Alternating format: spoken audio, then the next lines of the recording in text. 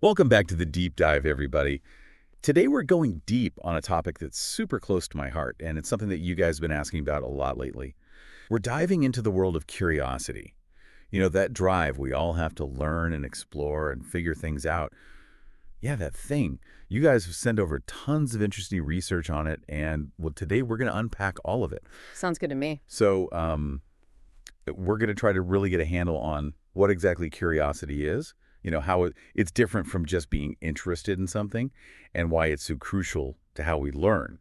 It really is at the core of how we make sense of the world around us. Absolutely. And what's really fascinating is that curiosity is something that's been with us for a long time, even way back when our ancestors were just, figuring things out. Right. So imagine, our early ancestors coming face to face with something totally new and unknown. Maybe it's like a strange animal they've never seen before or a plant they don't Oh, recognize. yeah. Makes sense. That lack of information, not knowing what it was or what it could do, well, that would create uncertainty. And uncertainty for our ancestors could be dangerous. Definitely. Could be the difference between a good meal and, well, something a lot worse. Exactly. So in that context, you can almost think of curiosity as a kind of survival instinct. It pushed them to figure out what was going on, to reduce that uncertainty and make sure they were safe. It's like our brains are wired to be problem solvers right from the start. And it wasn't just about staying safe either. It was about thriving. So figuring out if a new plant was edible meant a potential new food source. Discovering if a certain animal was dangerous meant knowing what to avoid. All this new information helped them adapt and survive in a constantly changing environment. So it's not just idle nosiness, like, oh, I wonder what that is. It's a deep-seated drive that helped our species make it this far. Absolutely. And what's really interesting is that this drive to know, to explore, is deeply connected to our biology. We're talking about specific parts of the brain and brain chemicals that get activated when we're curious. Oh, so there's a real physical basis for this urge. Exactly. For example, the hippocampus, which is crucial for forming memories, seems to play a big role in curiosity. Then you have systems involving chemicals like noradrenaline and dopamine. Noradrenaline helps us focus our attention, and dopamine is all about reward and pleasure. Okay, so curiosity isn't just a mental thing. It's tied to our brain chemistry. Right. And get this, some research even suggests that activating these systems through curiosity might have a positive effect on brain health as we age. Wow. So staying curious could actually be good for us in the long run. I like the sound of that. It's a fascinating area of research. And if we step back and look at the big picture, it seems that evolution has wired our brains to make getting information rewarding. Think about it. Why do we get excited about learning new things, even if they don't have an obvious practical use? Yeah, why do we spend hours reading about ancient history or learning a new language or watching documentaries about, I don't know, the mating habits of deep-sea creatures? Yeah. Exactly. There's often no immediate benefit to knowing this stuff. And even sometimes there's a risk involved, like exploring a new, potentially dangerous environment. But still, we do it. And babies are a great example, too. They're constantly exploring and trying to figure things out long before they can understand how that knowledge might be useful. This suggests that there's something intrinsically rewarding about learning itself, that it's not just about gaining a practical advantage. So it's like our brains are hardwired to seek out and enjoy information, like it's a basic need right up there with food and water. Precisely. And there's research that directly supports this. Our brain has a reward center called the nucleus accumbens, right? Well, studies show that when we're curious, when we're anticipating learning something new, like the answer to a trivia question, or when we're about to see a blurry image come into focus, this area lights up. Oh, wow. And that's the same area that gets activated by things like food or, other pleasurable activity. So our brains literally light up when we're learning new things. Exactly. It's like our brains are getting a little treat every time we satisfy our curiosity.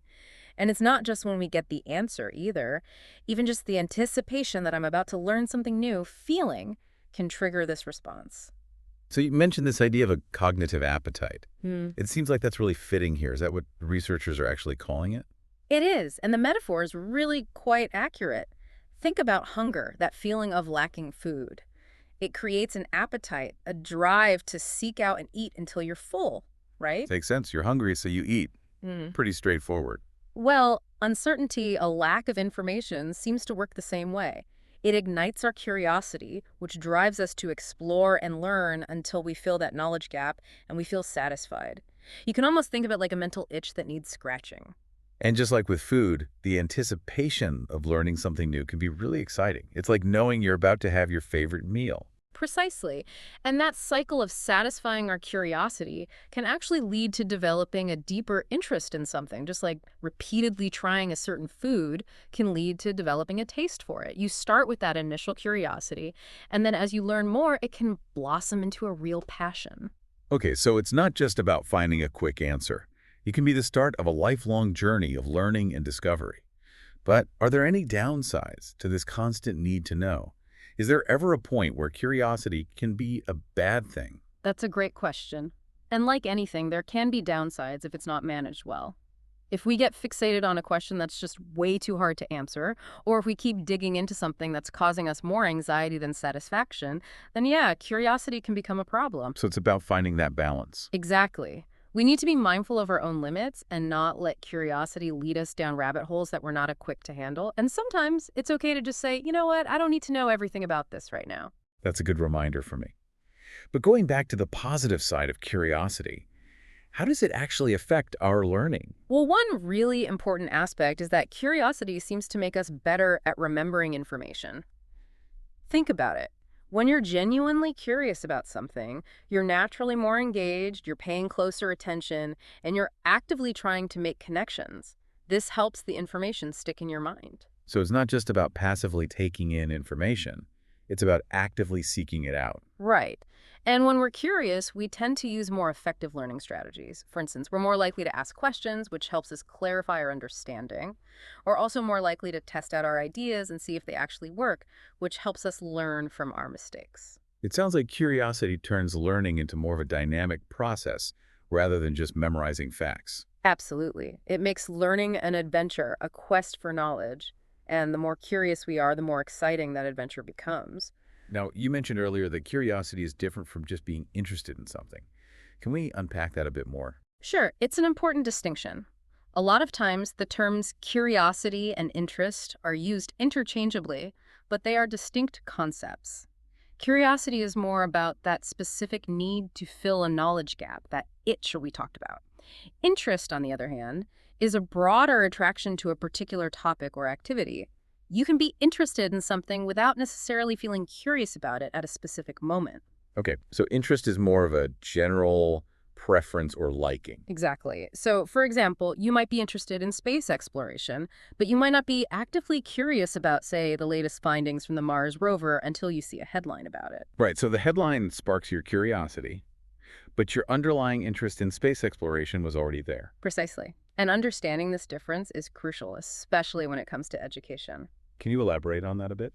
Yeah, if we try to spark someone's curiosity by just throwing a bunch of information at them about a topic they're not already interested in, it's unlikely to stick. It's like trying to force someone to eat a food they don't like. Right, it's not going to be very enjoyable or effective. Exactly. So when it comes to learning, it's important to first cultivate an interest in the topic. This might involve showcasing its relevance to their lives, highlighting its exciting aspects, or connecting it to their existing passions. So we need to make it appealing first, and then the curiosity can naturally follow. Precisely. And once that spark of curiosity is ignited, we can nurture it by creating opportunities for exploration, encouraging them to ask questions, and providing them with the resources they need to find the answers. It's about setting up an environment where curiosity can flourish. And that's where things like hands-on activities, group projects, and even just encouraging kids to ask why more often come in. Absolutely. It's about creating a culture of inquiry where asking questions and seeking knowledge is valued and celebrated. That makes a lot of sense. Now, you also mentioned that there's actually more than one type of curiosity. Can you explain that a bit more? Yeah, it's fascinating. Researchers have identified two main types of curiosity: forward curiosity and backward curiosity. Okay, forward and backward.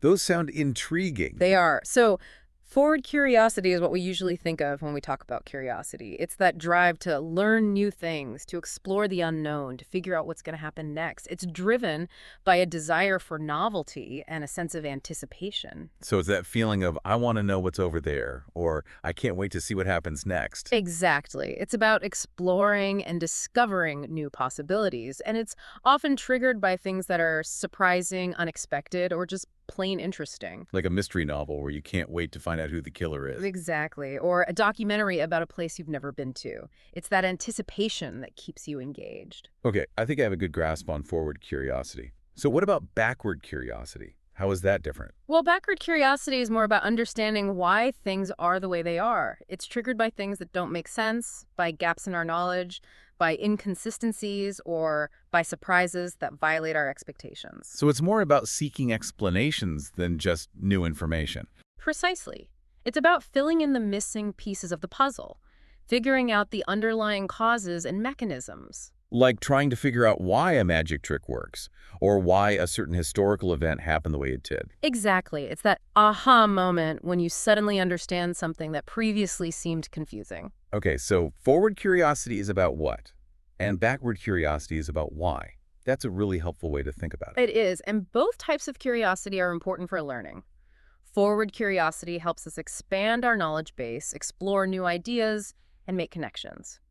Backward curiosity helps us deepen our understanding, challenge our assumptions, and refine our mental models of how the world works. So they work together to help us build a more complete and nuanced understanding of the world. Precisely, it's like having two different lenses through which to view the world. And by using both, we can see things in a much richer and more meaningful way. Now, are there any ways to intentionally spark these different types of curiosity in ourselves and others? Absolutely. For forward curiosity, it's often about presenting novel or intriguing information, posing open-ended questions, or creating opportunities for exploration and discovery.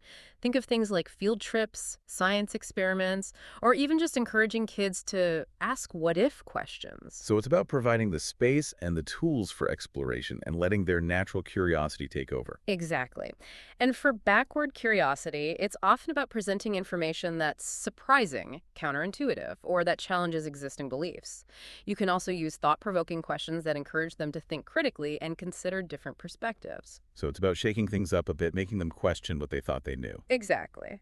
And one really effective way to do this is through what's called cognitive dissonance. This is where you present information that contradicts their existing beliefs or understanding. So you're intentionally creating a mental conflict. Precisely. This conflict creates a sense of discomfort that motivates them to resolve it by seeking out new information or reevaluating their existing beliefs. Okay, that sounds a bit like a mind game, but I can see how it could be powerful. It can be.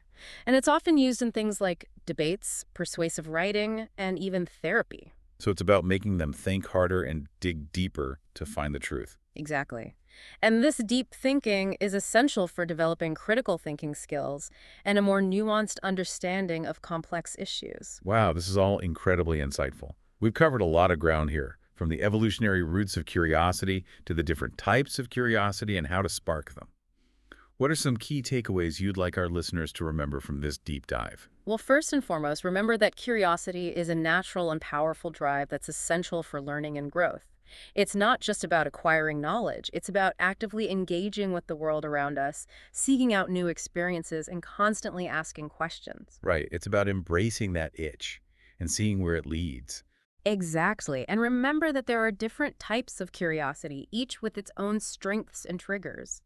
By understanding these differences, we can be more intentional about how we spark and nurture curiosity in ourselves and others. And it's not just about kids in school either. This applies to all of us, regardless of age or background. Absolutely. Curiosity is a lifelong journey, and it's never too late to start exploring.